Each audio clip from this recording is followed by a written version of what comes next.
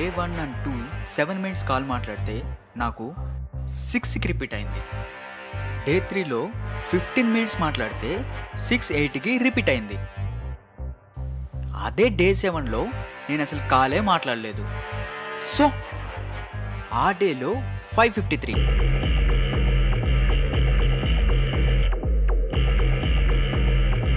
Yes, I got it. అంటే బ్రహ్మగాడితో call మాట్లాడే టైంలో నా లూప్ టైం చేంజ్ అవుతుంది.